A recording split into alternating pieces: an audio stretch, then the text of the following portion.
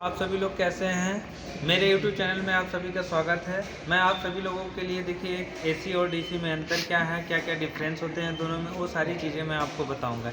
इसके पहले मेरा एक छोटा सा रिक्वेस्ट है आप सभी लोगों से कि मेरे YouTube चैनल को लाइक कीजिए, ज़्यादा से ज़्यादा शेयर कीजिए, ज़्यादा से ज़्यादा लोगों से सब्सक्राइब कराइए।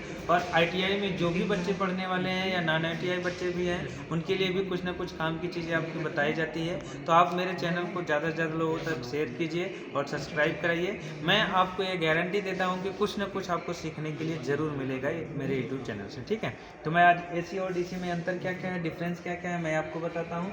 ये देखिए पहला क्या है, AC का फुल फॉर्म हमारा क्या होता है, अल्टरनेटिंग करंट। DC का फुल फॉर्म क्या होता है, डायरेक्ट करंट। मैंने देखिए हिंदी में लिख दिया है, इंग्लिश में भी मैंने लिखा है, पुरानी वीडियो में आप उसको देखेंगे तो मिल जाएगा।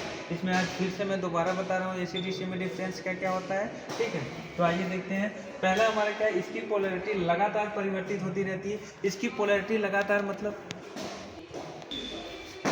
ठीक है, इसकी पोलैरिटी क्यों आगे पीछे होती है या कम ज़्यादा होती है। देखिए क्या होता है कि यह क्या होता है, एक वेव में चलता है, ठीक है। एक वेव में मतलब क्या ऐसे चलेगा, एक वेव इसका ऐसे होता है, पोलैरिटी लगातार बदलती है तो क्या करता है, ऐसे इस साइन में चलता है, इस साइन वेव में चलता है, तो इसलिए इसकी पोलैरिटी हमेशा क्या होती है, बदलती रहती है।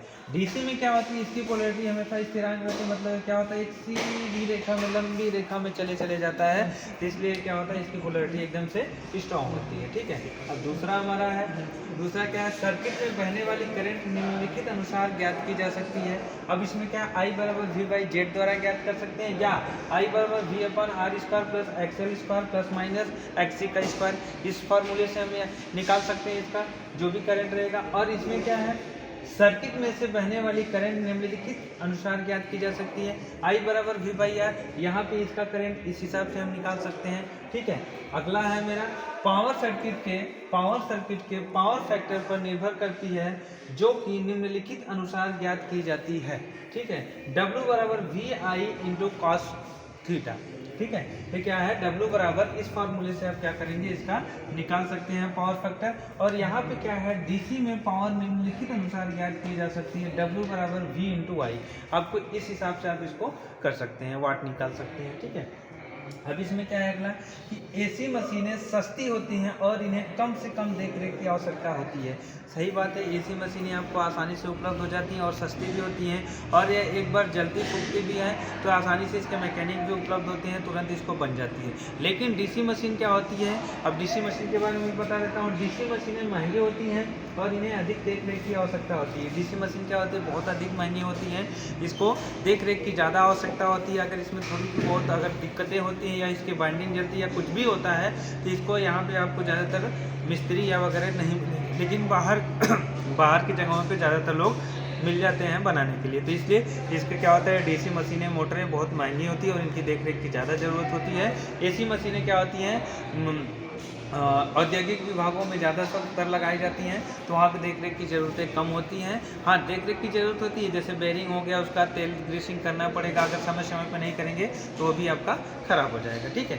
अब अगला टॉपिक हमारा क्या है, यहाँ पे AC मोटर की स्पीड नियंत्रण बहुत कठिन है। AC मोटर को स्पीड नियंत्रण करना उसका बहुत कठिन हो जाता है, लेकिन DC की अपेक्षा क्या होता है, DC आसानी से कंट्रोल कर सकते हैं, उसमें इक्विपमेंट लगा करके आप बहुत सारी चीज़ें होती हैं कम बेसी करने के लिए, उसको आप कर सकते हैं, ठीक है।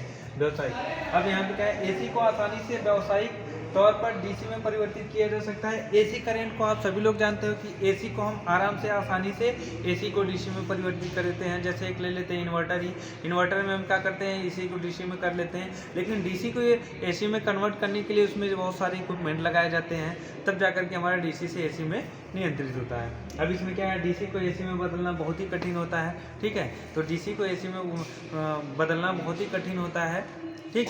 और आप सभी को AC और DC का अंतर बताया हूँ, तो ये कहीं ना कहीं मैं इसलिए आपको वीडियो बना के अपलोड कर रहा हूँ, इसलिए आपके पास वीडियो भेज रहा हूँ, बना रहा हूँ, क्योंकि कहीं ना कहीं इस वीडियो को अगर आप ध्यान से देखोगे तो कहीं ना कहीं आपका ज़रूर फ़ायदा होगा। आपका ITI का बैक पेपर लगा है, या फिर ITI में अगर आप पढ़ रहे हो, तो अगले साल या पिछले साल जब भी आप पढ़े हो, जब भी आप जाओगे कंपटीशन में बैठोगे, तो AC का फुल फॉर्म क्या होता है, DC का फुल फॉर्म क्या होता है, DC कैसे चलती है, AC कैसे चलती है, AC का क्या इक्विपमेंट है, DC का क्या, ये सारी चीज़ें आपको देखने को मिलेगी। तो कुछ एक दो टॉपिक पढ़े रहोगे तो कुछ आपको याद रहेगा कि एसी हमारा साइन वेव में चलती है, डीसी हमारा सीधी रेखा में चलती है, एसी का क्या फार्मूला होता है, डीसी का क्या फार्मूला होता है, फॉर्म फैक्टर कैसे निकलता है, डीसी का कैसे निकलता है, एसी की सारी चीज़ें आपको बताई गई हैं। और भी मेरा ढेर सारा वीडियो मेरे यूट्यूब चैनल पर जा करके मेरे डिस्क्रिप्शन बॉक्स में देखिए, मेरा वहाँ पे सारा प्लेलिस्ट पड़ा हुआ है, आप उसको देख करके आप मेरे चैनल को लाइक कीजिए, ज़्यादा से ज़्यादा शेयर कीजिए। सभी लोगों को, जो भी ITI के बच्चे हैं, मैं एक ही आप लोगों से रिक्वेस्ट करता हूँ कि ITI के जितने भी बच्चे हैं आप पढ़ने की कोशिश कीजिए। अगर नहीं पढ़ते हो बाबू तो बहुत बुरी हालत होगी। आप देख लो आने वाले समय में, अभी देखिए रेलवे ने अपना जारी कर दिया है, टाइम टेबल जारी कर दिया है, कब किसकी परीक्षा होगी, कौन सी किसकी कितनी वैकेंसी जाएगी, ठीक है, सारी चीज़ें आपको प्रत्यक्ष रूप से दिखाई जा रही है। तो आप लोगों से सभी से रिक्वेस्ट है कि आप लोग ज़्यादा से ज़्यादा पढ़ाई, अगर आप ITI इलेक्ट्रीशियन से कर रहे हो या फिटर से कर रहे हो या मैकेनिक जिससे भी कर रहे हो, आप ज़्यादा से ज़्यादा पढ़ने की कोशिश करिए, क्योंकि आने वाले समय में आप जितने अच्छे से पढ़े रहेंगे उतने जल्दी नौकरी आपको मिल जाएगी। अगर आप नहीं पढ़ते हो, नहीं करते हो, तो आपको नौकरी तब तो सपने में भी नहीं मिलेगी। बस आप एक दूसरे पड़ोसी को देख करके आप जलना कि अरे फलानवा नौकरी पा गया, ढेकनवा नौकरी पा गया, मैं नहीं पाया, ठीक है। बिहार इलेक्ट्रिसिटी में देख लीजिए, बहुत सारी वैकेंसीज आई हैं, अब वहाँ पे आई है तो यहाँ भी आई, यूपी में भी आएगी, यूपी में भी आने वाली है, सभी लोग कह रहे हैं, नोटिस जारी हुआ है, उसका हुआ है, ठीक है। तो बहुत सारी चीज़ें हैं जो आपको देखने के लिए मिलेगा। झारखंड में भी आती है, जयपुर में भी आती है, हर जगह वैकेंसी आती है इलेक्ट्रिसिटी में। तो बस आप मेहनत कीजिए, बस मेरे चैनल को ज़्यादा से ज़्यादा शेयर कीजिए, लाइक कीजिए, सब्सक्राइब कीजिए। तब तक के लिए धन्यवाद। आपके लिए कुछ न कुछ ITI के लिए ज़रूर कुछ न कुछ लेके आएंगे। धन्यवाद।